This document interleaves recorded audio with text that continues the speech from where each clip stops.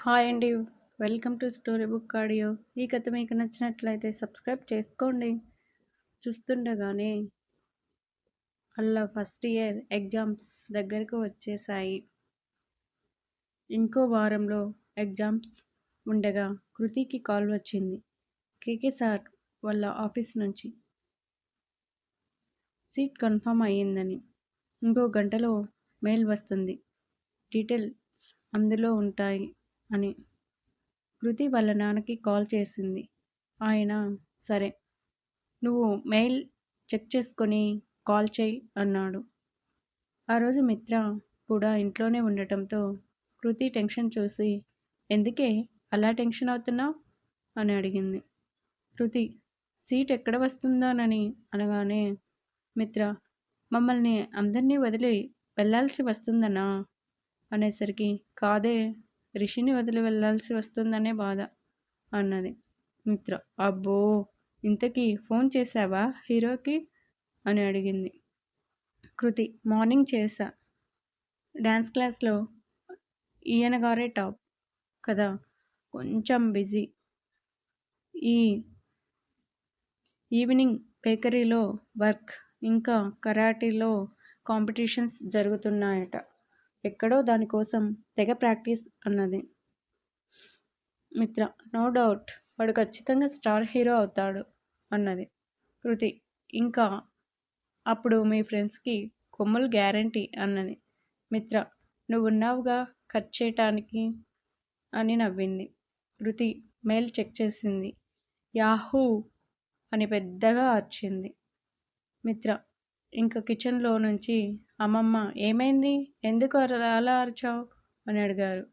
కృతి, ఉండండి అంటూ రిషికి కాల్ చేసింది. లిఫ్ట్ చేయగానే, రిషి, నాకు హైదరాబాద్లోనే సీట్ వచ్చింది. అవునా, కంగ్రాట్స్ చిన్ను. సరే, ఫస్ట్ నీకే చెప్దామని కాల్ చేశా. ఉంటా, బాయ్ బాయ్. హే ఆగు, మీ డాడీకి చెప్పావా? రే, ఫస్ట్ నీకే అన్నా కదా. అయితే చూడు, నువ్వు ఇవాళ చెప్పు, ఆయన 2 రోజుల్లో నీకు ఇంకో షాకింగ్ న్యూస్ చెప్తాడు. ఏంటది? ట్రాన్స్ఫర్ గురించి. అర్థం కాలేదు. సరే, వెయిట్ చేయి. ఉంటా, బాయ్ అని ఫోన్ పెట్టేశాడు. కృతికి హైదరాబాద్లోనే సీట్ వచ్చింది అన్న ఆనందంతో వాళ్ళ నాన్నకి, అభికి కాల్ చేసి చెప్పింది. 2 రోజుల తర్వాత సుప్రజ కృతి మిత్ర చదువుకుంటుంటే వచ్చి, చెల్లి, నీకో గుడ్ న్యూస్, ఇంకో బ్యాడ్ న్యూస్. ముందు ఏది చెప్పను అని అడిగింది. మిత్ర, ముందు బ్యాడ్ న్యూస్ చెప్పక్క, ఎందుకంటే గుడ్ న్యూస్ తర్వాత బ్యాడ్ న్యూస్ వినలేం అని కళ్ళు ఎగరేసింది. అయితే విను, నువ్వు ఇంకా రోజు రిషిని కలవటానికి వీలు లేదు.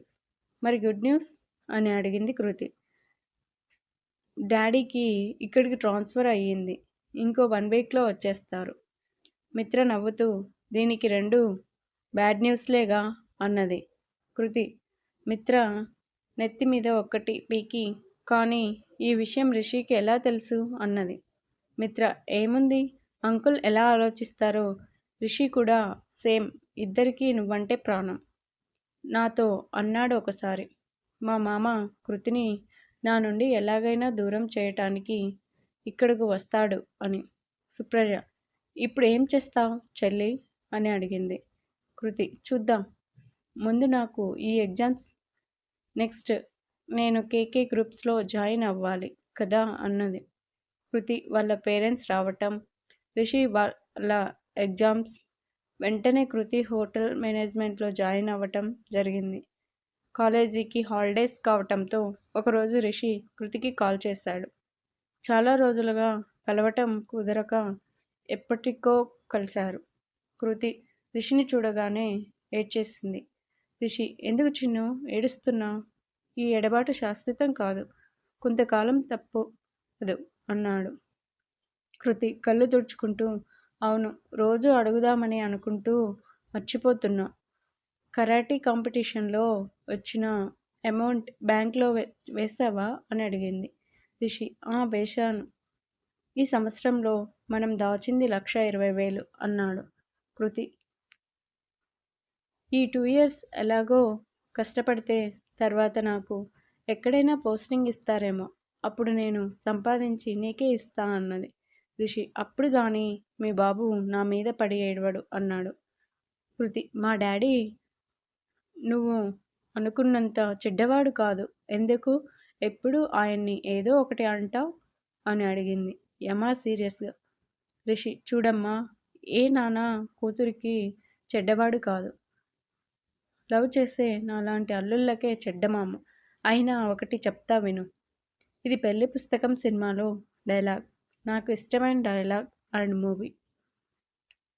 మంచి చెడులు అనేవి రాసులు పోసినట్లు విడివిడిగా ఉండవు. అవసరాన్ని బట్టి మంచితనం, అవకాశాన్ని బట్టి చెడ్డతనం బయటకు వస్తాయి.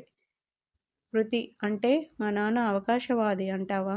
రిషి, ఆ మాట నేను అనలేదు లే, ముందు ముందు నీకే తెలుస్తుంది అన్నాడు. కృతి, నువ్వు అన్నట్లు అదే జరిగితే నువ్వే గ్రేట్ అని ఒప్పుకుంటా. రిషి, నేను గొప్పవాడిని అని అనిపించుకోవడానికి మీ తండ్రి కూతుర్లని విడదీయను అన్నాడు. కృతి, సరేలే, ఇంకేంటి, ఎంతవరకు వచ్చింది నీ డ్యాన్స్ క్లాస్ అని అడిగింది. రిషి, ఆల్మోస్ట్ కంప్లీట్ అయ్యేనట్లే అన్నాడు. కాసేపు మాట్లాడుకున్న తర్వాత ఎవరి దారి వారు వెళ్ళిపోయారు. కృతి రిషిల లవ్ లైఫ్లో ఇంకో సంవత్సరం గిర్రును తిరిగింది.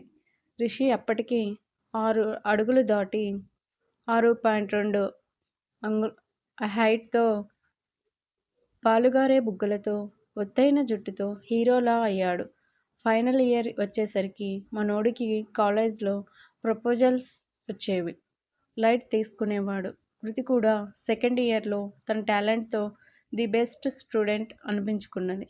అయితే రిషి 2 సంవత్సరాలుగా పార్ట్ టైం జాబ్ చేస్తున్న బేకరీ ఓనర్ వేరే బిజినెస్లోకి వెళ్ళి బేకరీ మూసేశాడు. రిషికి ఇన్కమ్ ఆగిపోయింది. కృతి ధైర్యం చెప్పింది. వినయ్ ఎంబీబీఎస్ పూర్తి చేసుకొని ఎండీ చేస్తున్నాడు. ఈ 2 సంవత్సరాలలో సుప్రజని చాలాసార్లు కలిశాడు.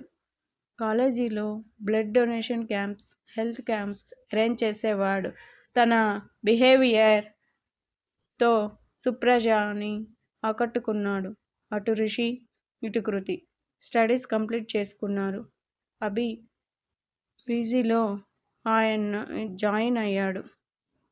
కృతి కేకే రెస్టారెంట్లో పెద్ద చెఫ్ కింద అసిస్టెంట్ చెఫ్గా పోస్టింగ్ ఇచ్చారు. రిషి యాక్టింగ్ కోర్స్లో చేయటానికి అప్లికేషన్ తెచ్చాడు. అయితే తాను కృతి దాచుకున్న అమౌంట్ సరిపోదని అర్థమయ్యింది. ఏమైతే అది అవుతుందని ముందు వాళ్ళ అమ్మని అడగటానికి ఇంటికి వెళ్ళాడు. రూప, చూడు రిషి, నీకు ఆల్రెడీ చాలాసార్లు చెప్పాను, నువ్వు ఈ సినిమా పిచ్చి వదిలేసి మంచి జాబ్ చేసుకోమని. అయినా నా మాట ఖతర్ చేయకుండా పార్ట్ టైం జాబ్ వెలగబెట్టి మరీ అన్నీ నేర్చుకున్నా. ఇప్పటికైనా నా మాట విని పీజీ చేరు, గ్రూప్స్కి, బ్యాంక్ ఎగ్జామ్స్కి ప్రిపేర్ అవ్వు. రిషి, అమ్మ, అవన్నీ కాదు, నాకు మనీ ఇవ్వగలవా లేదా అది చెప్పు అన్నాడు. రూప, నువ్వు యాక్టింగ్ కోర్స్ కంప్లీట్ చేసి తర్వాత ట్రై చేస్తా అంటున్నావు. ఒకవేళ హీరోగా ఛాన్స్లు రాకపోతే అప్పుడేంటి అని అడిగింది. రిషి, ఇంకా ప్రయత్నాలు మొదలుపెట్టకుండానే ఫలితం గురించి మాట్లాడుతావేంటి అన్నాడు విసుక్కుంటూ. రిషి, ఎందుకు చెప్తున్నానో అర్థం చేసుకో. మా అన్నయ్య వాళ్ళ అమ్మాయి తెలుసుగా, తను ఇంజనీరింగ్లో చేరింది. నీకు మంచి జాబ్ వస్తే ఆ అమ్మాయిని నీకు ఇచ్చి పెళ్లి చేస్తామని ఎప్పటి నుంచో చెప్తున్నాడు. అమ్మ, నువ్వు డబ్బులు ఇవ్వవని అర్థమయ్యింది. ఇంకా నేను వెళ్తాను. ఇంకో ముఖ్య విషయం, నీకు కృతి తెలుసుగా, మేము 4 సంవత్సరాల నుంచి ప్రేమించుకుంటున్నాం. ఇంకో విషయం ఏంటంటే తనే నాకు ఇప్పటి చాలా హెల్ప్ చేసింది. నాకు తనంటే ప్రాణం. ఎప్పటికైనా తనే నా భార్య అంటూ వెళ్ళిపోయాడు. రిషి యాక్టింగ్ కోర్స్లో జాయిన్ అయ్యాడు. ఒకరోజు కృతి ఫుల్ బిజీగా ఉంది. ఫోన్ మోగింది. లిఫ్ట్ చేసి హలో, హూ ఈజ్ దిస్ అన్నది. అవతల నుంచి miss Sukriti, yes, I am Rahul from Gokul group of hotels. Okay, మా ఎండి మిమ్మల్ని ఒకసారి కలవమన్నారు. ఇఫ్ యూ డోంట్ మైండ్ రేపు ఒకసారి మా ఆఫీస్కి రాగలరా? దేని గురించో తెలుసుకోవచ్చా? నాకు తెలియదండి, మీరు వస్తారా? ఓకే, మీ ఆఫీస్ లొకేషన్ షేర్ చేయండి. నేను మాత్రం ఈవినింగ్ తర్వాతే వస్తా. ఓకే కృతి గారు. ఫోన్ పెట్టేశాక కృతి రిషికి కాల్ చేసింది. ఏరా బిజీనా? లేదు, ఫ్రీగానే ఉన్నా. వస్తావా? వస్తా, కానీ ఇప్పుడు కాదు, నెక్స్ట్ సండే ప్లాన్ చేయి. మా పేరెంట్స్ ఉండటం లేదు. అవునా, సూపర్ చిన్నుగా. ఈ మధ్య చాలా గ్యాప్ వచ్చింది కదా. నేను రెస్టారెంట్లో ఉన్నా. సో వాట్ రిషి వాడికి మూడొచ్చింది. వాడు ఇప్పుడే మాట్లాడతాడు. అబ్బా రిషి, చెప్పేది విను. వింటే నాకేంటంటే సండే నువ్వు అడిగినవన్నీ ఇస్తా. అయితే సరే, ఇప్పుడు చెప్పు ఏంటి? గోకుల్ గ్రూప్ ఆఫ్ హోటల్స్ నుంచి కాల్ వచ్చింది. రేపు వాళ్ళ ఎండి రమ్మన్నారు అని చెప్పారు. ఎందుకు? ఏమో తెలియదు. నువ్వు రేపు ఈవినింగ్ వచ్చి పికప్ చేసుకో, వెళ్దాం. నేను ఎందుకే? మీ ఆయన్ని తీసుకెళ్ళు. మీ అయ్యని తీసుకెళ్ళు. మా డాడీకి ఒక్కసారి కూడా గౌరవం ఇవ్వవా? మా మామయ్య గారిని నీతో తీసుకెళ్ళు. వెరీ గుడ్, చాలా ఇలా బాగుంది. కానీ ఆయన వద్దు, నువ్వేరా. చిన్ను, నా మాట విని మీ నాన్నని తీసుకెళ్ళు. నీకు మీ నాన్న గురించి పూర్తిగా తెలుసుకునే అవకాశం ఉంటుంది. సరే. అవును, నీ అకౌంట్లో నిన్న 7,000 వేసా, చూసుకున్నావా? చూసా. ఇప్పుడెందుకు? అవన్నీ సండే డీటెయిల్గా మాట్లాడుకుందాం. ఉంటా. Bye. Love you. Bye baby. Love you too. Kriti phone పెట్టేసి తన వర్క్లో బిజీ అయ్యింది. నెక్స్ట్ డే ఈవినింగ్ కృతి కిషోర్తో కలిసి గోకుల్ గ్రూప్ ఆఫ్ హోటల్స్కి వెళ్ళింది. రిసెప్షన్లో తన నేమ్ చెప్పగానే 5 నిమిషాల్లో ఒకతను వచ్చాడు. Hi Sukriti, welcome to Gokul. నిన్న నేను మీకు కాల్ చేశాను. రాహుల్. కృతి నమస్తే అని నవ్వింది. రాహుల్, మీరు కూర్చోండి, ఎండి గారు కొంచెం బిజీగా ఉన్నారు అని కృతి వాళ్ళకి చెప్పి వెళ్ళిపోయాడు.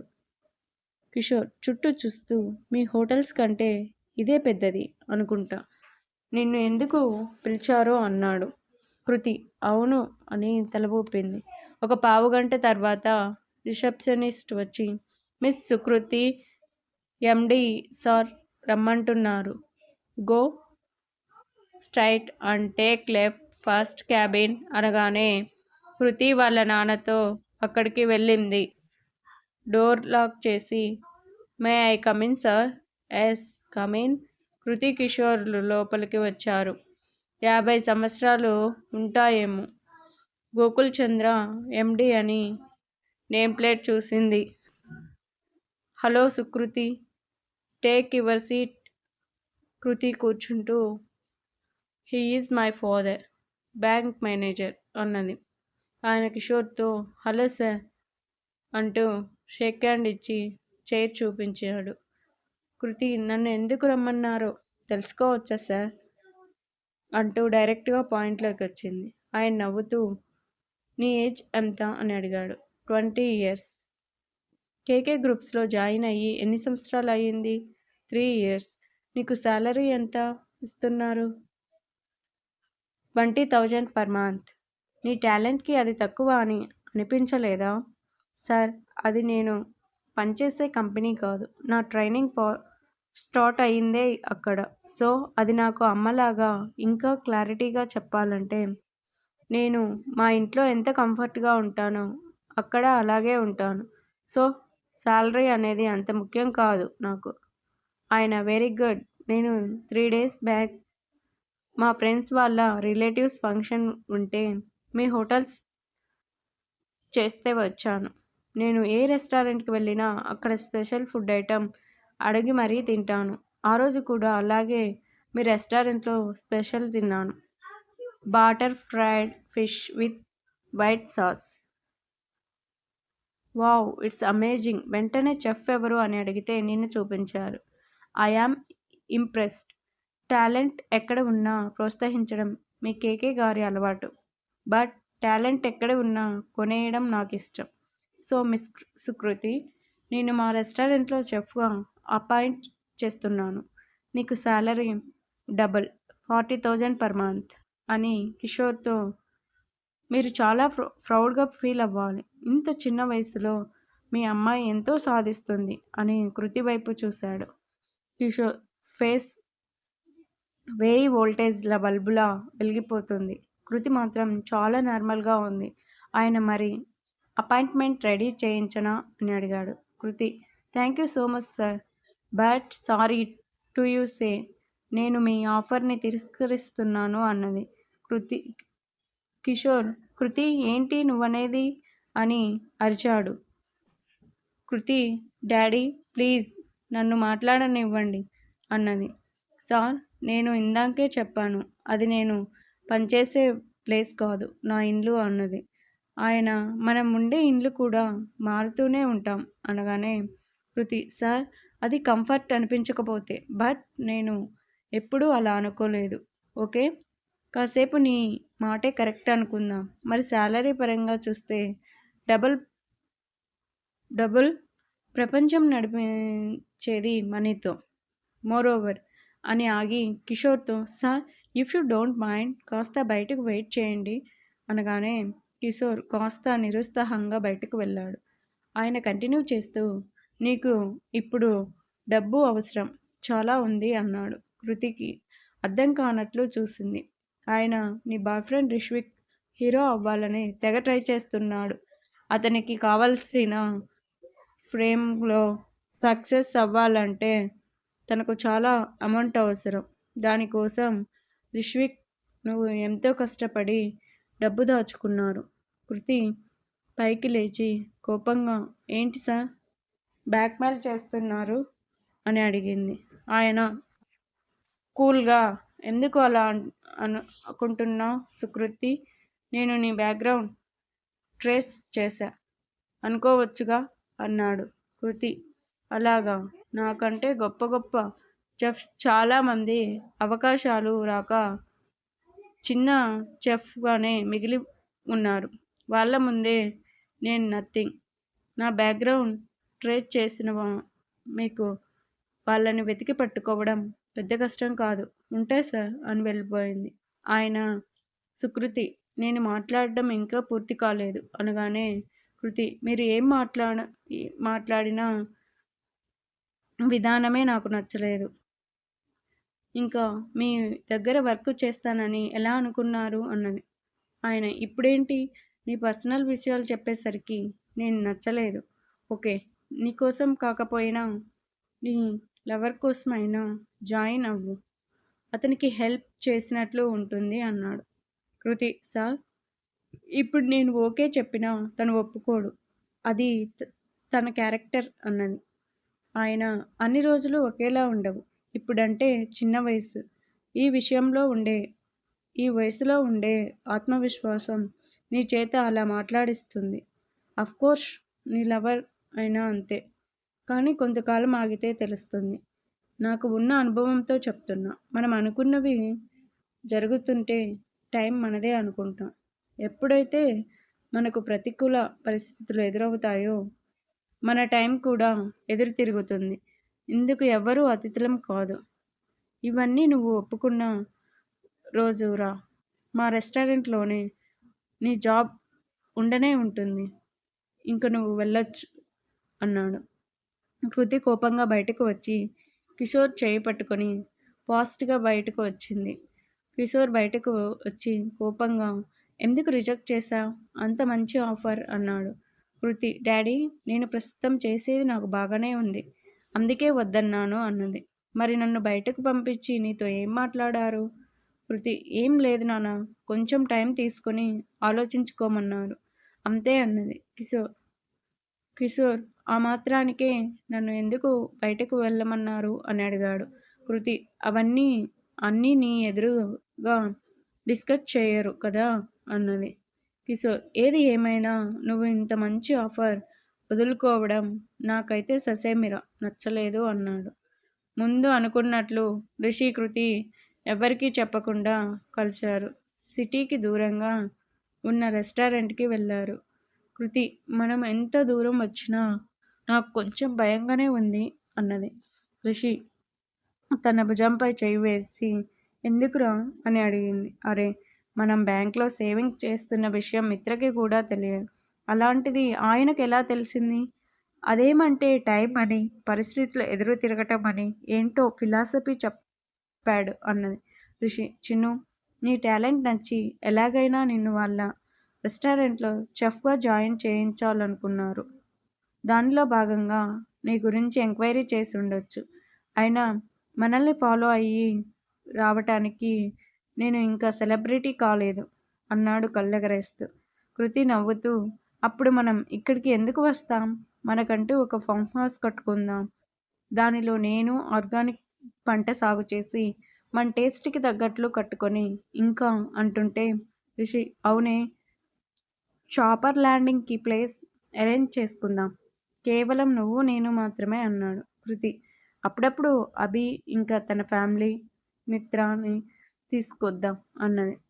వాళ్ళెందుకే మన మధ్యలో? నాకు నీతో చాలా పని ఉంటుంది అని కన్నుకొట్టాడు. కృతి ఏడ్చా. ఇంతకీ ఎలా ఉంది నీ ఇన్స్టిట్యూట్ అని అడిగింది. రిషి ఏం చెప్పను, ఫుల్ సౌండ్ పార్టీలు ఎక్కువ. ఇంపార్టెన్స్ వాళ్ళకే.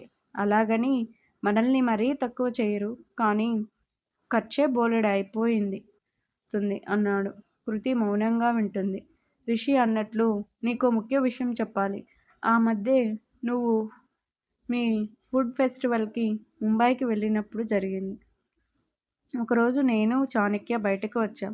అంతలో ఒక కారు వచ్చి మా బైక్ని డ్యాష్ ఇచ్చింది. ఇద్దరం కింద పడ్డాము అనగానే కృతి కంగారుగా అయ్యో దెబ్బలు తగిలాయా అని అడిగింది. తగల్లేదు, విను ముందు. అందరూ కార్ డ్రైవర్కి కిందికి దిగమని గొడవ చేశారు. తీరా చూస్తే దిగింది ఆడ లేడీస్. సారీ కూడా చెప్పకుండా మమ్మల్నే రివర్స్లో తిడుతుంటే నాకు కోపం వచ్చి వాళ్ళ దగ్గరకు వెళ్ళా.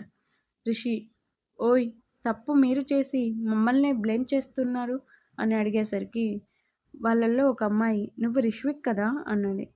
రిషి అవును, నీకెలా తెలుసు? ఆ అమ్మాయి సారీ రిష్విక్ చూసుకోలేదు అన్నది. రిషి ఇట్స్ ఓకే, ఇంతకీ మీరు అని అడిగారు. ఆ అమ్మాయి మేము వినయ్ ఫ్రెండ్స్ అన్నది. రిషి అయితే నువ్వు మమ్మల్ని డాష్ కొట్టడంలో తప్పు లేదు పాపా, ఇంకా లాగించేయి అని రిషి వెళ్ళి బైక్ పైకి లేపాడు. ఆ అమ్మాయి ఏ హీరో? ఐ యామ్ ప్రీతి. నువ్వు బేకరీలో పార్టీ జరిగిన రోజు వినయ్ వాళ్ళని కొట్టిన రోజు నేను అక్కడే ఉన్నా. ఐ యామ్ ఇంప్రెస్డ్ అన్నది. రిషి అయితే అన్నాడు. ప్రీతి నేను నీతో ఫ్రెండ్షిప్ చేయాలనుకుంటున్నా అంటూ చేయి ముందుకు చాపి షేక్ హ్యాండ్ ఇచ్చింది. రిషి ఇదిగో పాప, షేక్ హ్యాండ్ అయితే ఓకే, ఈ ఫ్రెండ్షిప్లు అవి కుదరవు అంటూ వెళ్ళిపోయాడు. ప్రీతి ఎందుకు కుదరవు?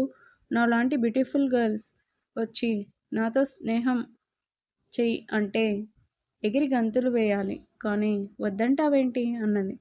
రిషి నాకు నా లవర్తో టైం స్పెండ్ చేయాలంటేనే కుదరట్లేదు, ఇంకా మళ్ళీ నువ్వు అని నవ్వాడు. ప్రీతి నీకు లవర్ ఉందా అని అడిగింది. రిషి 6 అడుగుల 2 అంగుళాల కటౌట్ గాడిని, ఇంత హ్యాండ్సమ్గా ఉన్నా లవర్ ఉండదని ఎలా అనుకున్నా అన్నాడు. ప్రీతి లవర్ ఉంటే నాతో ఫ్రెండ్షిప్ చేయకూడదా అన్నది.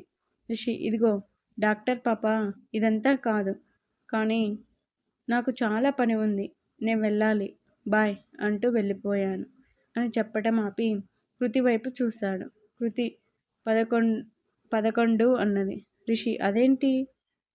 తమరికి వచ్చిన ప్రపోజల్ నెంబర్ అన్నది కృతి.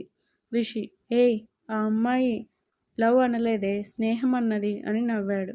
కృతి ఇదిగో ఇంత అందంగా నవ్వుతావు, అందుకే అమ్మాయిలంతా ఫ్లాట్ అవుతారు. రిషి ఎంతమంది ఫ్లాట్ అయినా ఏం లాభం? యామ్ ఆల్రెడీ ఎంగేజ్డ్ అని కృతి బుగ్గలు లాగాడు.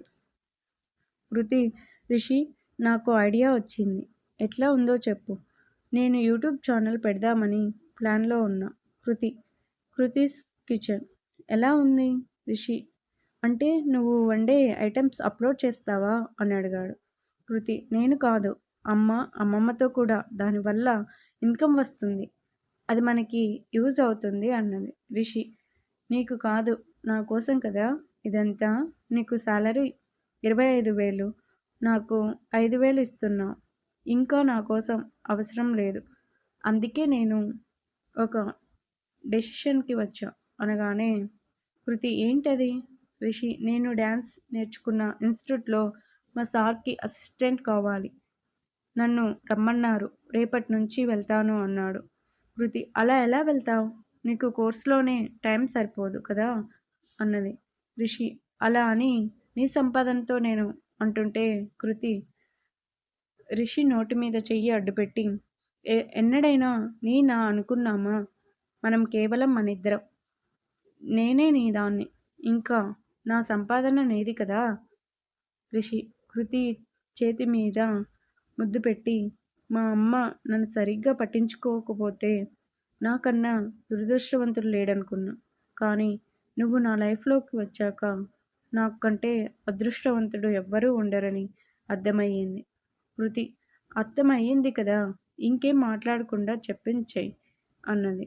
రిషి చూద్దాం, ఎలాగైనా ఈ ఈ ఈవినింగ్స్ ఖాళీగానే ఆ టైంలో వస్తానని చెప్తా అన్నాడు. సరే నేనైతే ఛానల్ పెడతా అన్నది. రిషి అభిగాడు ఫోన్ చేయట్లేదు ఈ మధ్య, నీకు కానీ చేశాడా అని అడిగాడు. చేస్తాడు రోజు, కాకపోతే నేను పెద్ద మాట్లాడను అన్నది. ఇద్దరూ కలిసి అక్కడ లంచ్ చేశారు. కాసేపు అక్కడ ఉన్న గేమ్స్ ఆడారు. ఈవినింగ్ వరకు ఎన్నో కబుర్లు. చుప్, అప్పుడే సండే అయిపోయింది, నాకు నిన్న వదిలి వెళ్ళాలని లేదు అంటూ రిషి భుజం మీద తలవాల్చింది. రిషి సరే, ఇవాళ ఇక్కడే ఉందాం, అప్పుడు మీ బాబు నేను నిన్ను కిడ్నాప్ చేశానని కేసు పెడతాడు అన్నాడు. మళ్ళీ మొదలెట్టావా? మా డాడీని ఏదో ఒకటి అనందే నీకు తోచదు, కానీ ఆయన నీ గురించి తలుచుకోరు తెలుసా? అదే నా భయం. ఆ రోజు రెచ్చిపోయి ఆయన ముందు ఛాలెంజ్ చేశా. నువ్వు నీ మనసులో మాట చెప్పావు, కానీ ఆయన సైలెంట్ అయ్యాడంటే మనల్ని విడదీయడానికి ఏం ప్లాన్ వేస్తున్నాడో అని. నేను అలా అనుకోవడం లేదు. నిన్ను పట్టించుకోకుండా ఆయన దారిన వెళ్ళి పెళ్లి సంబంధాలు చూస్తున్నారు.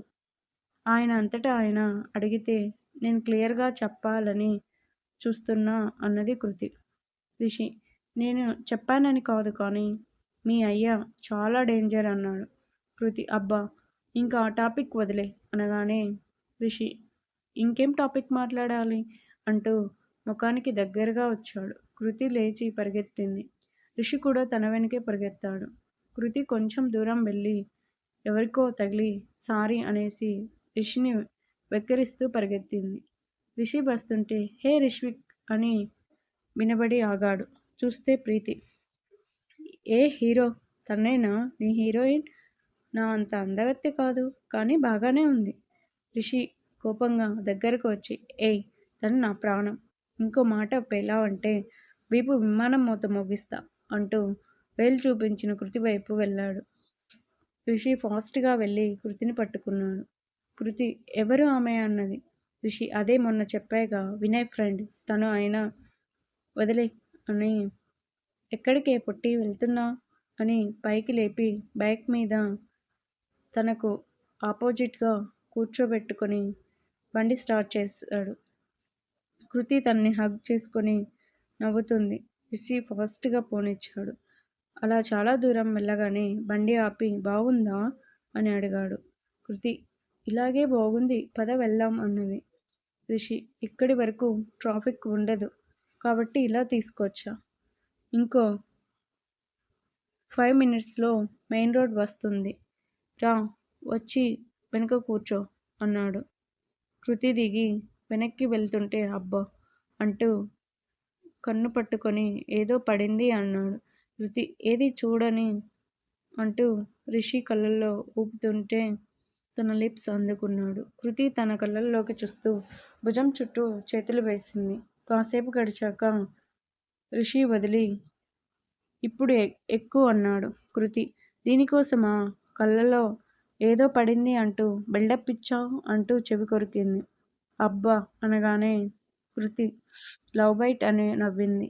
రిషి నవ్వుతూ బండి ఫాస్ట్గా పోనిచ్చాడు. అనుకున్న విధంగా కృతి యూట్యూబ్ ఛానల్ పెట్టింది. తనదైన శైలిలో అందరినీ ఆకట్టుకుంది. చాలా ఫేమస్ అయ్యింది. వాళ్ళ అమ్మమ్మల చేత కూడా చేయించేది. ముఖ్యంగా అమ్మమ్మ పాతకాలం నాటి వంటలకు ఫిదా అయ్యారు. కృతికి ఊహించినంత ఇన్కమ్ రావటంతో రిషికి ఫైనాన్షియల్గా బాగా సపోర్ట్ చేసింది. వాళ్ళ లవ్ లైఫ్లో ఇంకో సంవత్సరం గిర్రున తిరిగింది. ఒకరోజు కృతి రెస్టారెంట్ నుంచి వచ్చేసరికి ఇంటి నిండా జనం. వాళ్ళ మేనత్త ఎదురొచ్చి పెళ్ళికూతురు వచ్చింది అనగానే కృతికి అర్థం కాలేదు. లోపలికి రాగానే శ్రావణి వచ్చి కృతి రెడీ అవ్వు, ఇవాళ నీ ఎంగేజ్మెంట్ అన్నది. కృతి షాక్. వెంటనే డాడీ ఏరి అని అడిగింది. శ్రావణి లేరు, బయటకు వెళ్ళారు, నువ్వు ముందు రెడీ అవ్వు అంటూ తన చేతిలోని హ్యాండ్ బ్యాగ్ లాక్కుంది. కృతిని తీసుకెళ్ళి వాళ్ళ చుట్టాల దగ్గర వదిలి తొందరగా రెడీ చేయండి అన్నది. కృతి అమ్మా ఏంటిది, నాకు ఒక మాట కూడా చెప్పలేదు, ఈ ఏర్పాట్లు ఏంటి అని అడిగింది. శ్రావణి తన్ని పక్కకు తీసుకెళ్ళి ఏం చెప్పాలి, చెప్తే నువ్వేం చేస్తావో తెలుసు, ముందు రెడీ అవ్వు, పిచ్చి పిచ్చి వేషాలు వేస్తే నార తీస్తా అంటూ వెళ్ళిపోయింది.